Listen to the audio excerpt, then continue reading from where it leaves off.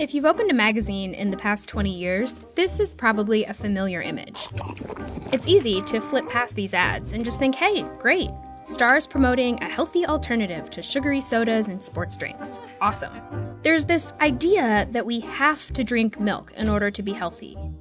But where did that idea come from? There are plenty of foods with just as much calcium, potassium, and protein. Individuals can be very healthy with no dairy consumption at all. In fact, a quarter of all Americans can't even digest milk. And researchers have found drinking lots of milk doesn't help protect against fractures. Milk was a bad choice. And yet, the federal dietary guidelines recommend 3 servings of dairy a day. But why? Our dairy industry has become a very powerful economic force.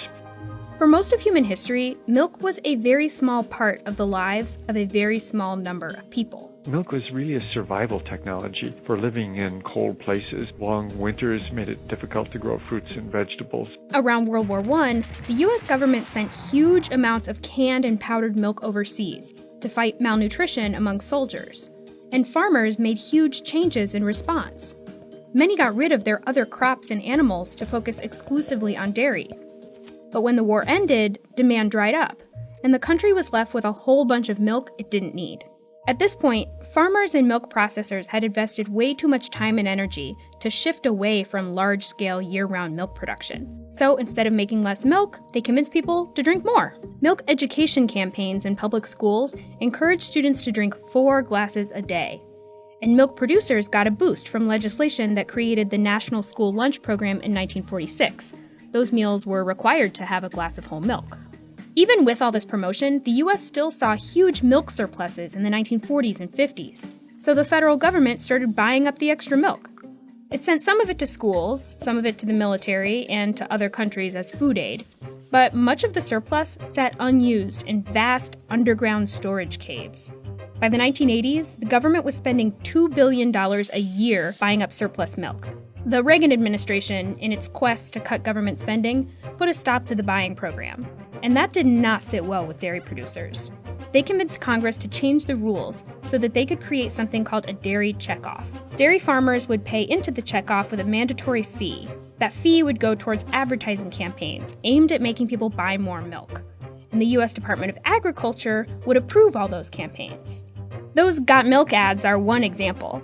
The fees also pay for partnerships with restaurants like Domino's, Taco Bell, and Starbucks to develop dairy-heavy menu items like a pizza with 40% more cheese. All this means that the USDA, the same federal agency that writes our dietary guidelines, is also in charge of a multi-million-dollar ad campaign to try to get us to eat a cheese pizza where one piece has 2/3 of the day's maximum recommended amount of saturated fat.